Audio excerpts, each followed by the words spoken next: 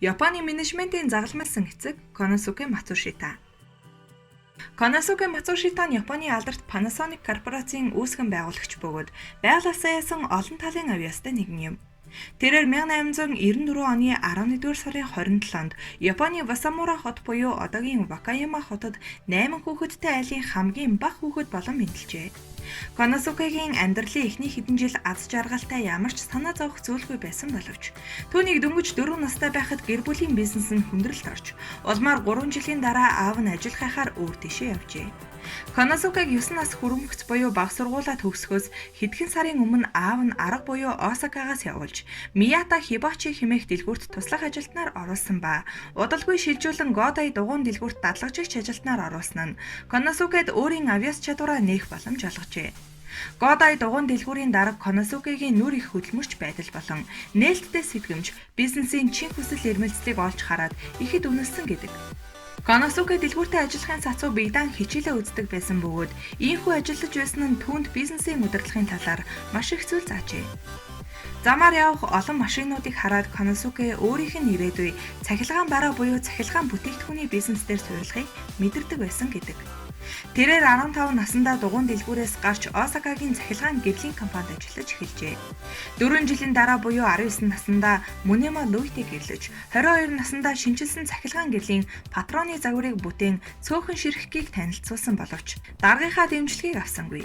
Тэрээр удалгүй ажилласаа гарч хувийн бизнес эрхлэхээр шийдсэний үндсэн дээр эхнэр Mumeno хадам дуу Sanyo Electronics-ыг үүсгэн байгуулсан Toshio Lou нартай хамтран Осакад жижигхэн 2 өрөө түрээсийн байранд хувийн бизнесээ эхлүүлсэн нь одоогийн дэлхийд тэргүүлэгч Panasonic корпорацийн үндэс суурь болжээ.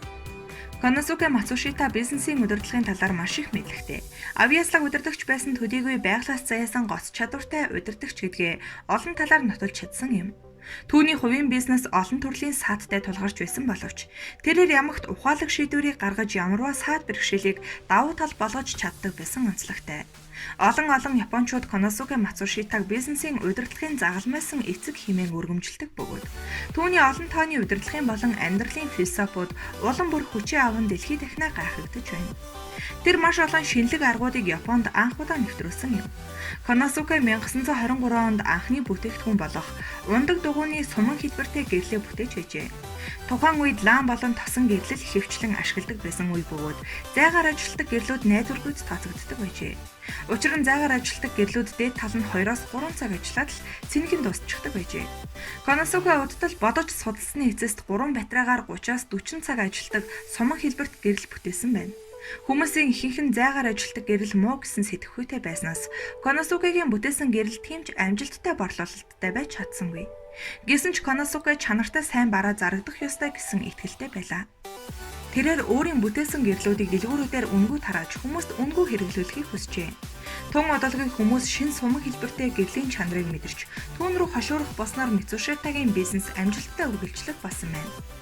Энэхүү шинэ бүтээгдэхүүнийхээ араас Konosuke эндүү хөл дулаацуулагч, цахилгаан аппарат, радио, цахилгаан сенс, хар цагаан телевиз, цаашлаад өнгөт телевиз зэрэг олон шинэлэг цахилгаан бараануудыг үйлдвэрлэж, зах зээлд нийлүүлж хүмүүсийн хэрэгцээнд хүргэжээ. Түүнчлэн 3 хүнтэй эхэлсэн компани нь улам бүр өргөжсөөр томоохон корпорацийн хэмжээнд хүрсэн байлаа. Konosuke Matsushita зөвхөн амжилттай бизнес явуулаад зогсохгүй, ажилчдынхаа мэдлэг чадвар, амьдрал ахуй болон нийгмийн хөгжилд ямагт анхаарал хандуулан энэ бүгдийг хөгжүүлэхийн төлөө олон зүйлийг хийж ажилладаг байлаа. Компани нь хөгжихийн хэрээр ажилчид олширсноор Konosuke компанийнхаа дэргэд ажилчдыг хөгжүүлэх төв байгуулж, ажилчдаа зориулсан олон арга хэмжээнүүдийг зохион байгуулж эхэлжээ. Matsushita Electric Industrial-ийн ажилчдын төвдөө мэргэжил дээшлүүлэн суралцахаас гадна урлаг спортын олон арга хэмжээнд оролцож чөлөөт цагаа үр ашигтай өнгөрүүлэх болсон байна. Konosuke бизнес бол хүн гэсэн зарчмыг баримталдаг байсан ба шинэ бүтээгдэхүүн үйлдвэрлэх нь чухалч хүмүүсийг хөгжүүлэх нь илүү чухал хэмээн ажилчдаа ихэд анхаарал тавин ажилладаг байсан нь үүнээс харагддаг. Panasonic корпорацийн ураа бол амьдралын чухал санаанууд буюу хүмүүсийн амьдралд хэрэгтэй нийгмийн хөгжилд түлхэж үзүүлэхэд шинэлэг бүтээгдэхүүн үйлдвэрлэх явдал юм. 1927 оны 3 дугаар сард эхэлсэн Японы эдийн засгийн хямралын үед олон компаниуд ажилчдаа цөөлж хямралыг туулж байсан бол Matsushita Electric Industrial өөр замыг сонгосон нь ганц жажилчин халалгүйгээр үйлдвэрлэлтийг таллах байлаа. Хэдийгээр компани удирдлагууд ажилчдыг цөөлөх санал тавьж байсан ч Konosuke дэмжээгүй ба ажилчдыг ажлын хагас өдрөөр ажиллуулахар шийдвэр гаргаж байжээ. Бүх ажилчдыг хагас өдөр ажиллуулж хуучин цалинг нь олгон тэднийг агуулгад хадгалагдаж буй зарагдаагүй барааг борлуулахад ажиллажээ. Энэхүү арга маш амжилттай хэрэгжсэн ба 2 сарын дотор бүх агуулга хоосорч компани үйл ажиллагаач тогтворчиж эхэлсэн байна. 1933 оны 5 дугаар сард Konosuke Matsushita Японд анх удаа бие даасан хилцээний системийг нэвтрүүлсэн байна. Konosuke ажилчдаа сургахад ихэд анхаар нь тэдэнд маш ихээр ихтгэл хүлээлгдэг байсан нь тэрээр ямарваа ажлыг хүмүүст бүрэн хариуцуулж чаддаг байснаас харагддаг.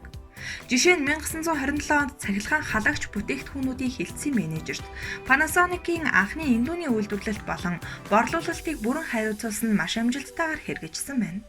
Энэхүү туршлагаас үүдэн Konosuke хүмүүс ямар нэгэн зүйлд бүрэн хариуцлага үүснээр илүү үр дүнтэй ажиллаж авьяас чадвараа нээн дайчилдгийг ойлгожээ.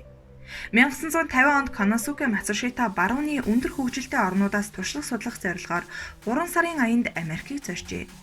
Тэрээр тэнд очиод Япон болон Америкийн хооронд асар их зөрүү бууг харж тэднээс суралцах зүйл олон байгааг ойлгожээ.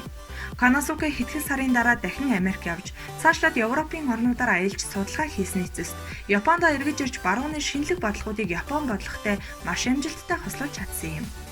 Konosuke Matsushita өөрийн амьдралын болон менежментийн философит хүнчлэн хэрхэн нийгмийн хөгжил цэцэглэлтэнд хувь нэмэр оруулах талаар олон ном бичиж хэвлүүлсэн нь Японд хамгийн эрэлттэй номнуудын тоонд зүй ёсоор ордог ба орчин үед Японоор хязгаарлагдахгүй зарим барууны орнуудын бизнес хийхэн болон удирдлагын анхаарлыг татав болсон байна.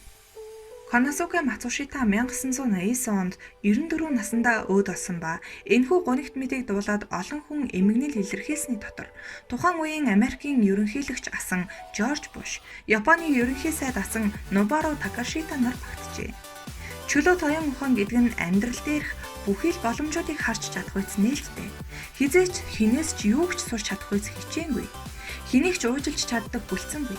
Юмыг байдлаар нь хүлээн авч чадах мэдрэмжтэй бөгөөд юмны мөн чанарыг ухаалгаар шүүн тунгааж чаддаг байхыг хэлэн хэмээн Konosuke Matsushita хэлж байжээ.